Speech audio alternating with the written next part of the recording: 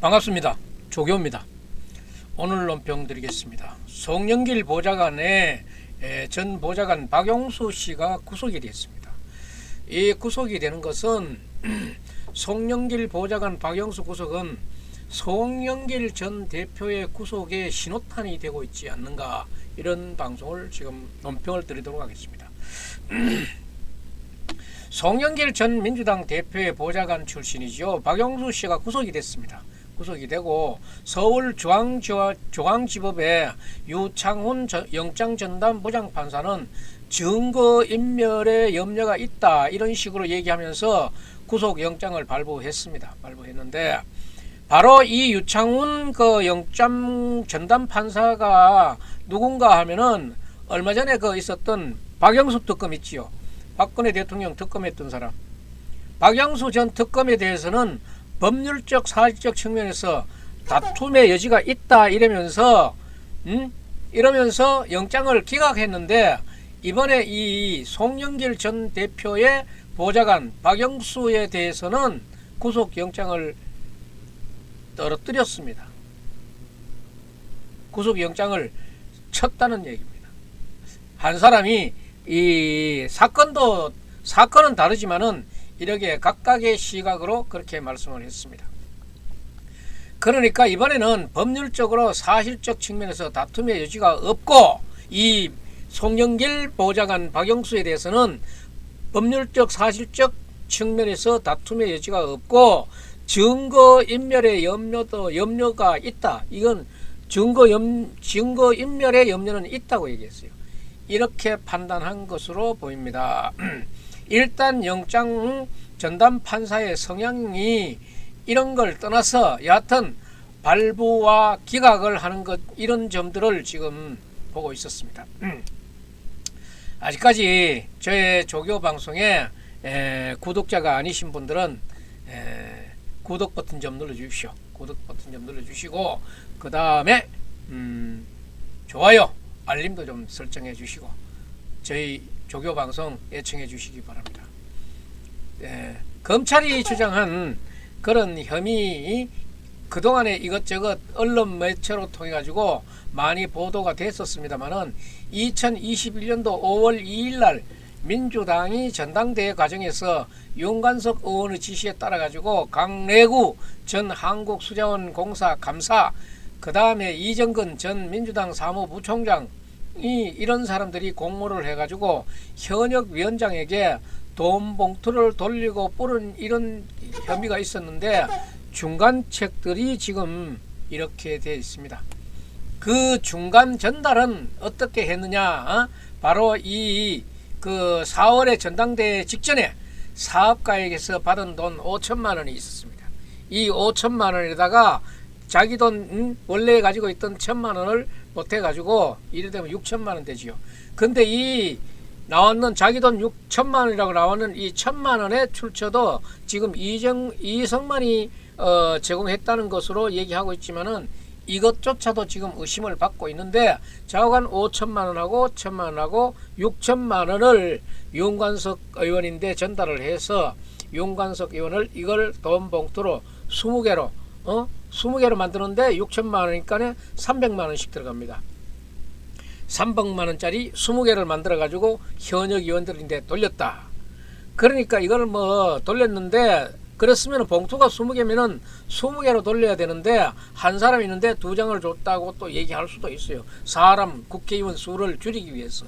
그러면은 10사람이 되는 거고, 한 사람인데 2장 줬다 그러면은 10사람이 되는 거고, 각각 줬다 그러면은 20사람이 이게 꼬리에 끼이는 겁니다. 코가 끼는 거예요. 그러니까 여기에서 10명인지 20명인지도 지금 아직은 분명치는 않지만은 이제 이게 수사를 통해서 알려질 수 있을 겁니다. 현재로서는 약 20명 정도로 검찰이 파악하고 있는데, 그거는 수사 과정에서 또 숫자가 왔다 갔다 하겠지요. 뿐만 아니고 이 박용수 씨는 서울 지역 상황실장 2명에게 각각 활동비 50만 원씩을 줬다고 했고, 그 다음에 콜센터 운영비 700만 원을 전달한 혐의도 받고 있습니다. 여기에다가 이번 구속영장이 나오게 된 결정적으로 기여가 한 것으로 보이는 것은 증거인멸 혐의, 증거인멸로 보입니다. 증거인멸 이게 뭐냐면은 작년 11월 달에 그러니까 송영길 전 대표가 프랑스로 나가기 직전이죠. 그때 벌써 송영길 전 대표라든가 그 외곽 후원 조직에 보면은 먹고 사는 문제가 이 연구소 이름이에요. 먹고 사는 문제 연구소라고 하는 게 있는데 이게 평화와 먹고 사는 문제 연구소인데 이 연구소의 사무실의 하드디스크를 컴퓨터 하드디스크를 모두 바꿔라 하는 거는 이미 아마 이게 증거인멸로 들어가는 겁니다. 바꿔라고 지시한 것이 이 보좌관으로 알려지고 있습니다. 그래서 검찰 조사 결과가 이런 걸로 나와 있습니다. 이미 이게 증거인멸의 결정적인 그런 증거가 될 수도 있고, 그런데 이런 흐름의 전반을 보면은 결국 송영길 캠프에서 자금 흐름을 담당했던 일종의 그런 회계 책임자 이게 중요한 사람입니다. 이걸 이제 검찰은 박영수 특검으로 본 거예요. 박영수가 박영수 보좌관으로 보고 있는 거예요. 박영수 보좌관이 이 송영길 대표의 회계 책임자가 아니냐. 이건데 회계 책임자라 그러면은 얼마나 중요한 자리나 하면은 공직선거법이나 이런 데 보면은 누가 실형을 받든지 아니면은 또 금고 이상의 형을 받으면은 국회의원들이 그 의원직이 상실돼요. 상실되는 이런 경우가 바로 이 회계 책임자가 그만큼 중요한 자리에 있는 거예요. 그래 지금 영주에서도 지금 선거 부정선거 관련해서 재판이 이루어지고 있습니다만은 거기에도 돈이 왔다 갔다 했는 액수는 많지 않지만은 왔다 갔다 했는 이런 얘기인데 회계 책임자가 이렇게 중요하다 이런 얘기를 하고 있는 거예요. 의원직 상실에서 본인과 직계 가족이 금고 이상의 형을 받게 되면은 이거는요, 이거와 회계 책임자와 동일하게 취급받는 것이 바로 이 회계 책임자예요. 회계 책임자가 이 가족이나 직계 가족 이런 사람들하고 거의 동일시하게 처리된다. 이만큼 중요하다. 그런 이유로 인해 가지고 국회의원들 중에서 이 회계 책임자가 잘못해 가지고 배지가 날아간 사람들이 숱하게 봤어요. 지금 금고 이상의 회계 책임자가 금고 이상의 형을 받아 가지고 배지가 날아가는 경우가 꽤나 있다. 그만큼 회계 책임자는 본인 또는 그 직계 가족하고 거의 법률상으로는 거의 동일시 취급된다. 그만큼 박용수는 자기 그 위치가 중요한 사람이었다. 그러니까 송영길 캠프의 사실상 회계 책임자인 박용수라는 사람이 송영길 전 대표 이 경선 캠프에서 가지고 있는 그 위상이 크고도 확실하다 이런 걸 의미하는 겁니다. 그런데 박용수 씨 그 변호사는 또 변호인은 이렇게 반박을 하고 있어요. 한 50페이지 정도의 반박문을 만들어 가지고 그 박용수 보좌관의 역할은 그렇게 크지 않았다 이렇게 주장하고 있는 겁니다. 그거는 뭐 지금 주장이야 무슨 주장이든 할 수가 있지요. 그러니까 검찰은 이 박용수 씨가 사실상의 회계 책임자였다고 보는데, 검찰은 회계 책임자라고 보는데 박용수의 변호인은 단순한 보좌에게 지나지 않았다고 주장하고 있습니다. 그래서 일단 판사는 검찰의 주장에 손을 들어준다고 보고 있는 거예요. 이 판사는 검찰의 얘기를 더 귀 기울이고 있다 이렇게 말씀드릴 수 있습니다. 이 얘기는 곧 박용수라는 사람이 송영길 캠프에서 차지하고 있는 위상이 대단하다는 걸 그 법원이 인정하고 있는 겁니다.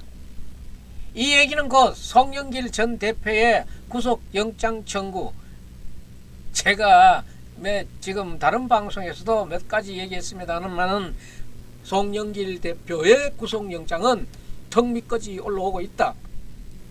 지금 그런데 박용수 보좌관의 구속은 턱 밑을 넘어섰는 거예요. 이미 아마 급박한 상황까지 오고 있다. 그보다 훨씬 더 진전이 되어 있는 상황으로 오고 있다. 송영길은 가슴이 속이 굉장히 탄다 이런 얘기예요. 이제 송영길 전 대표가 절반 정도는 구속됐다 이렇게 봐도 될 수 있는 그런 얘기고, 그렇게 얘기를 한다 그래도 큰 무리는 없어 보인다 이런 거예요. 다만 여기서 이제 마지막 하나의 고비가 남은 것은 이 보좌관, 박용수 전 보좌관이 검찰에서 수사를 어떻게 받느냐, 이게 문제예요. 이제 하루 구치소에서 하루 이틀 지내면서 이제 그 사람의 버티는 힘이 거기서부터 이제 나올 거예요.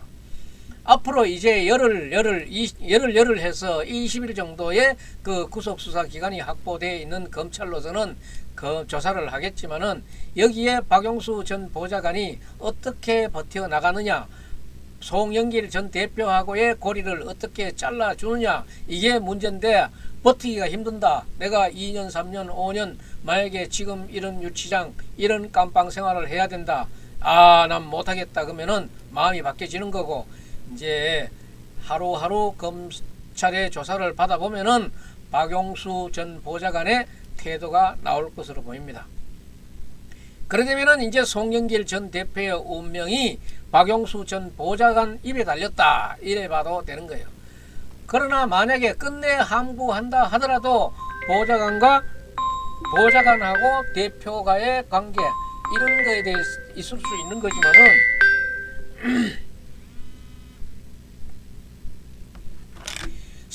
이런 사건의 경우에는 이정근의 녹음 파일이 있습니다. 이정근의 녹음 파일이 있기 때문에 이 녹음 파일에 보면은 강래국하고 박성만, 박성만 아니고 이성만, 이정근, 윤관석 이런 사람들이 계속 통화를 해가면서 박용수 전 보좌관하고의 관계나 역할 이런 것들이 가로세로로 이렇게 마구 엮여 나가기 때문에 어디에선가는 드러납니다. 그렇기 때문에, 그리고 박용수 전 보좌관이 돈을 이렇게 중간 전달책으로 이렇게 저렇게 왔다 갔다 이정근 전 부총장한테 내일 어떻게 갖다 주고 이런 내용들이 그 녹취록에 나오니까, 이런 걸 보면은 이정근 전 부총장이 돈 봉투를 만들어서 윤관석이 있는데 전달하고 나서 문자 메시지라든가 텔레그램 메시지로서 박용수 전 보좌관한테 전달했을 가능성도 있지 않나. 그러면은 여기에도 그 자취가 남겨져 있지 않나. 박용수가 거기에다가 알았어요 뭐 이런 뜻으로 해놨는 그 장면들이 문자로 남아 있다 하면은 그거는 큰일 날 소리 아닙니까? 그런데 이정근 전 부총장이라든가 송영길 당시 후보가 직접 통화하는 장면도 있지 않았겠어요? 그러면은 박용수 보좌관한테 보고를 하고, 박용수는 곧 송영길의 아바타다. 보좌관이니까 또 아바타가 돼야지요. 그거는 송영길 후보가 이제 전당대회 선거운동을 해야 되니까 얼마나 바쁘겠습니까? 그 바쁜 와중에 보좌관이 송영길 전 대표의 역할을 아주 중요한 것은 상의가 해서하지만은 웬만한 것은 처리했다 하면은 그 의심이 가지 않겠습니까? 송영길을 대신해서 박용수 보좌관이 보고를 받고 또 박용수 보좌관한테 보고를 했다 하는 것은 곧 송영길 대표 있는데도 그 내용들이 보고되고 상의가 됐다는 것을 의미하는 게 아니겠는가, 이렇게 보는 겁니다. 그만큼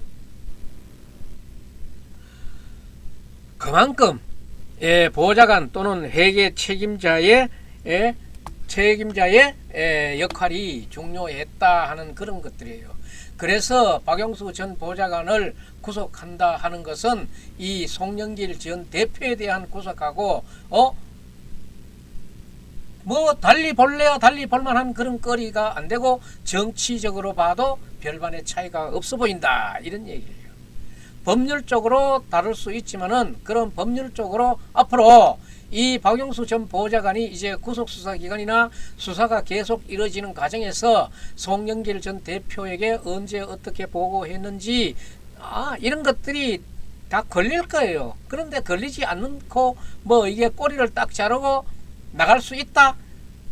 그거는 지금 버티는 거는 10일 그 20일간의 기간 중에서 당분간은 그렇게 할 수 있을지 모르지만은 그게 또 그렇게 만만치는 않을 거라고 생각합니다.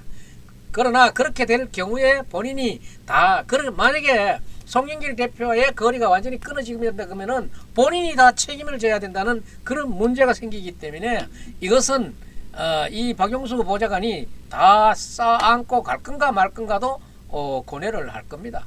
사실 그 부분을 박영수 전 보좌관이 시인을 하든지 간에 안 하든지 간에 박영수 보좌관한테까지 갔단 이야기는 송영길 대표 있는데도 모든 사람들이 같다고 보는 것이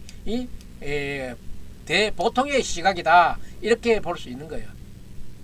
자, 그러면은 이제 이 사건과 관련해서 이정근 전 부총장이 구속돼 있지 않습니까? 그런데 그 다음에 강래구 전 감사도 구속돼 있지요.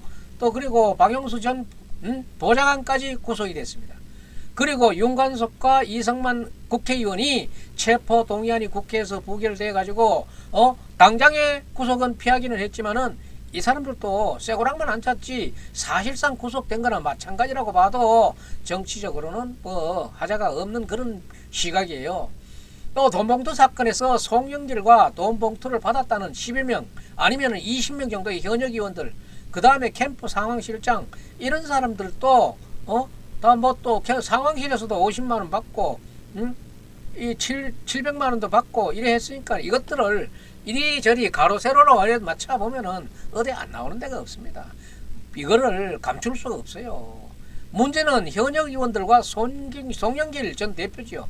그리고 송영길 대표는 그래도 좀 쉬운 게 국회의원이 아니기 때문에 구속영장이 떨어지면은 바로 실질심사대로 가야 됩니다. 하지만 이제 국회의원들은 그게 좀 다르죠.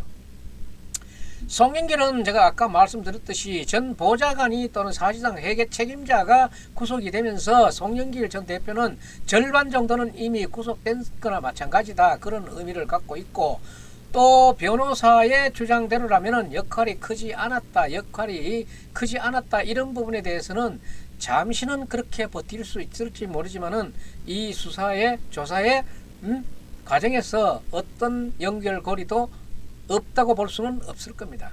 그래서 언론 보도를 보게 되면은 7명, 10명 이렇게 이야기가 나오는데 그 이상은 더 얘기가 나오지 않는 이 국회의원 숫자들도 이제 20명이 나오려는지 어떻게 특정 지어 나올지는 이제 조금만 기다리면 이제 나올 것 같습니다.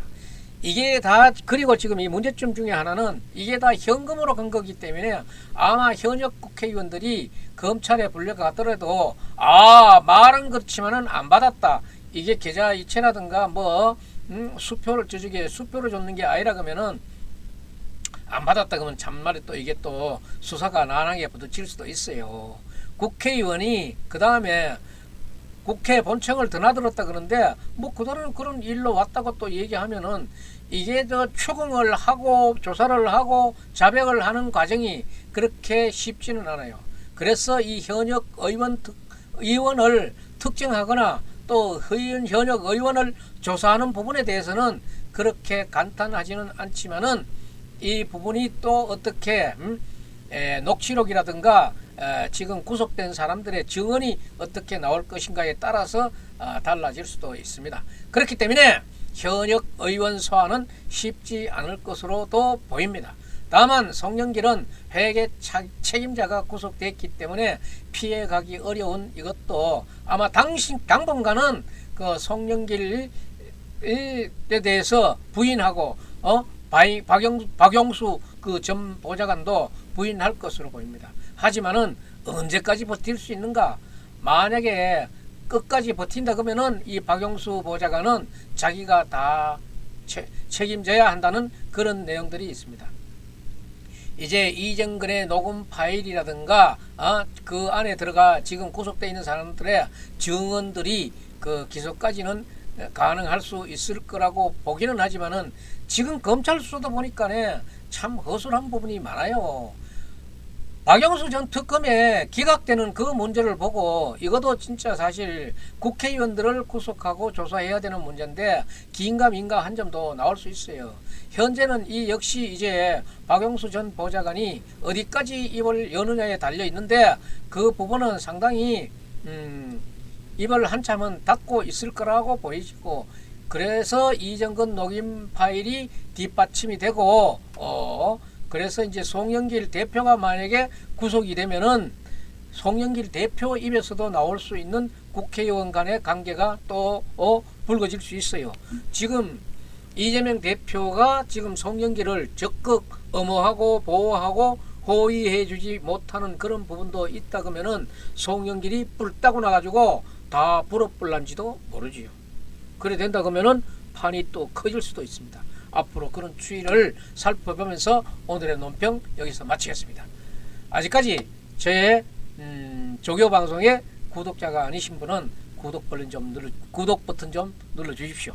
그리고 알림 설정도 좀 해주시고 그리고 댓글도 남겨주시면 더욱 감사하겠습니다. 오늘 논평 여기서 마치겠습니다. 감사합니다.